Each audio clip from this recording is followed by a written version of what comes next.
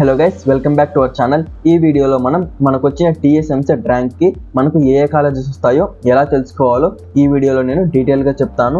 So ఇంకా మన ఛానల్ని సబ్స్క్రైబ్ చేయకుండా వీడియో చూస్తున్నట్టయితే ఖచ్చితంగా సబ్స్క్రైబ్ చేసుకోండి అండ్ పక్కనున్న బెల్ ఐకాన్ కూడా ఆన్ చేసుకోండి అండ్ వీడియో లాస్ట్ వరకు చూడండి. వీడియో నచ్చినట్టయితే ఖచ్చితంగా లైక్ చేయండి. సో ఇంకా లేట్ చేయకుండా వీడియో అయితే స్టార్ట్ చేద్దాం. మనకు టీఎస్ ఎంసెట్ వాళ్ళు 2023 ఇయర్ యొక్క లాస్ట్ ర్యాంక్ స్టేట్మెంట్ లిస్ట్ అయితే ఇవ్వడం జరిగింది.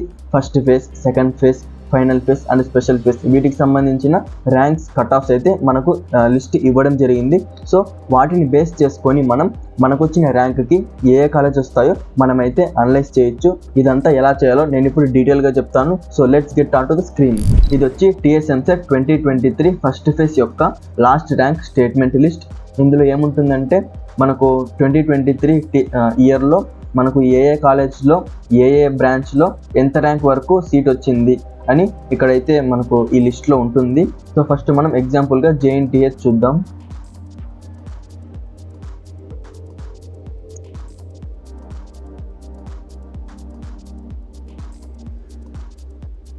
సో ఇక్కడ నేను సెర్చ్ చేశాను. ఇక్కడ చూడొచ్చు మనకు జేఎన్టీహెచ్ చూపిస్తుంది. మనం ఫస్ట్ సిఎస్సి చూద్దాం. సిఎస్సి ఇక్కడ ఉంది. మనకు లాస్ట్ ఇయర్ జేఎన్టీహెచ్లో సిఎస్సిలో మనకు లాస్ట్ ర్యాంక్ ఎంతవరకు అంటే ఏ ర్యాంక్ వరకు మనకు సీట్ వచ్చిందో ఇప్పుడు చూద్దాం. ఓసీ బాయ్స్కి అయితే 813 ర్యాంక్ వచ్చిన స్టూడెంట్కి కూడా సిఎస్సి సీట్ రావడం జరిగింది అండ్ ఓసీ గర్ల్స్కి అయితే 962 ర్యాంక్ వచ్చిన స్టూడెంట్కి కూడా మనకు సిఎస్సి ర్యాంక్ రావడం జరిగింది జేఎన్టీహెచ్లో.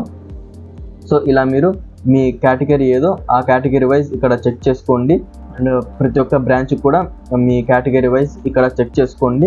తర్వాత సిబిఐటి చూద్దాం.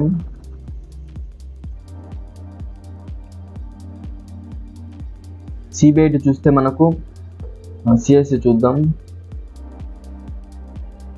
సిఎస్సిలో మనకు లాస్ట్ ఇయర్లో ఓసీ బాయ్స్కి చూస్తే 1479 వచ్చిన స్టూడెంట్కి కూడా సిఎస్సి సీట్ రావడం జరిగింది మనకు సిబిఐటిలో. అండ్ ఓసీ గర్ల్స్కి అయితే 1909 ర్యాంక్ వచ్చిన స్టూడెంట్ కూడా సిఎస్సి సీట్ రావడం జరిగింది. అండ్ తర్వాత బీసీఏ బాయ్స్కి చూసుకుంటే 4509 ర్యాంక్ వచ్చిన స్టూడెంట్కి కూడా సిఎస్సి సీట్ రావడం జరిగింది సిబిఐటిలో లాస్ట్ ఇయర్. ఈ విధంగా మీరు మీ కేటగిరీ ఏదో దాని ప్రకారంగా ఇక్కడ ప్రతి బ్రాంచ్కి మీరు చెక్ చేసుకోండి. అండ్ సో ఈ విధంగా మీరు మీ ర్యాంక్కి ఏ కాలేజ్ వస్తాయో ఇక్కడ దీని ప్రకారంగా ఫస్ట్ ఫేజ్ చూడండి. ఫస్ట్ ఫేజ్లో ఏదైనా కాలేజ్ వస్తుందా అండ్ ఏ బ్రాంచ్ వస్తుంది ఇదంతా మీరు లిస్ట్ తయారు చేసుకోండి. అండ్ మీరు ఒకటి గుర్తుపెట్టుకోవాలి, ఇక్కడ ఇచ్చిన ర్యాంక్స్కి మీ ర్యాంక్ అనేది చాలా దగ్గరగా ఉందంటే మీకు ఆ సీట్ వస్తుందని హోప్ అయితే పెట్టుకోవద్దండి. ఇక్కడ చూస్తే మనకు 5300 ఇచ్చారు. మీకు ఒకవేళ 5200, 5100 ఇలా వచ్చింది అనుకోండి, మీకు ఆ సీట్ వస్తుందని చెప్పలేము.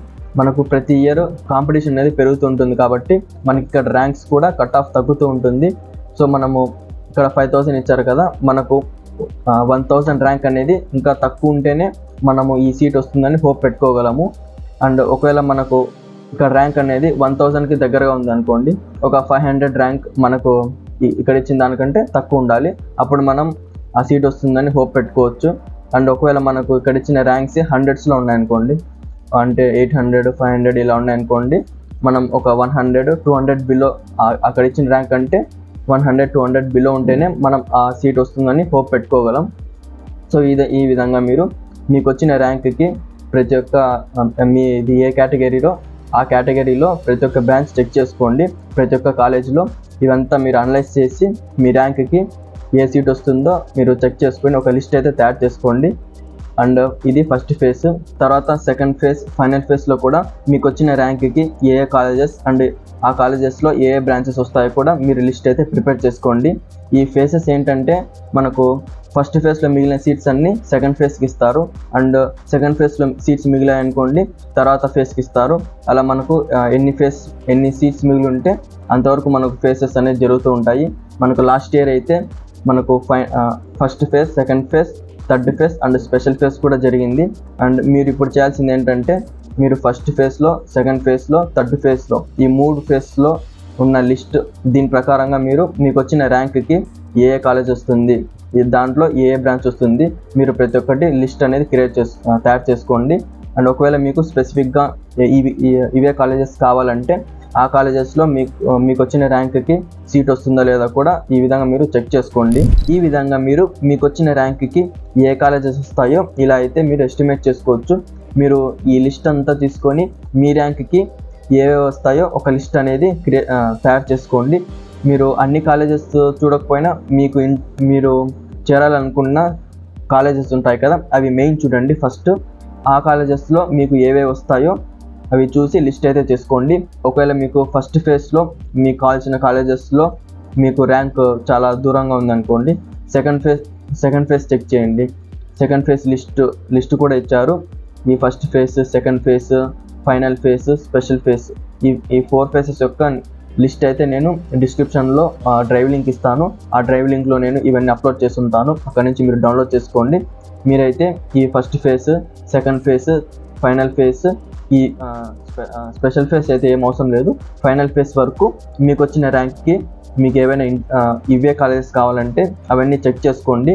మీకు వచ్చిన ర్యాంక్కి ఏ బ్రాంచ్ వస్తుందో అండ్ మీరు ఏ కేటగిరీలో దానికి సంబంధించినవన్నీ చూసుకొని లిస్ట్ అయితే తయారు చేసుకోండి. ఒకవేళ మీకు వచ్చిన ర్యాంక్కి ఏదైనా కాలేజ్ పర్వాలేదంటే మీరు అన్ని కాలేజెస్ చూసుకోండి. ఏ కాలేజ్కి మీ ర్యాంక్ సరిపోతుందో అండ్ ఏ బ్రాంచ్ వస్తుందో కూడా చూసుకోండి. సో ఇది ఈ రోజుకి వీడియో. ఈ వీడియో మీకు హెల్ప్ అయినట్టయితే ఖచ్చితంగా వీడియోని లైక్ చేయండి. అండ్ ఇంకా మన ఛానల్ని సబ్స్క్రైబ్ చేయలేదంటే ఖచ్చితంగా సబ్స్క్రైబ్ చేసుకొని పక్కనున్న బెల్ ఐకాన్ని కూడా ఆన్ చేసుకోండి. నేను ఎంసెట్ రిలేటెడ్ వీడియోస్ మాత్రమే కాదు, ఎంసెట్ తర్వాత మీకు యూజ్ అయ్యే videos and engineering related videos కూడా నేను ప్రతి ఒక్కటి చేస్తాను. సో ఖచ్చితంగా మన ఛానల్ని సబ్స్క్రైబ్ చేయలేదంటే సబ్స్క్రైబ్ చేసుకోండి. Thanks for watching till the end. ఇంకా నెక్స్ట్ వీడియోలో కలుద్దాం.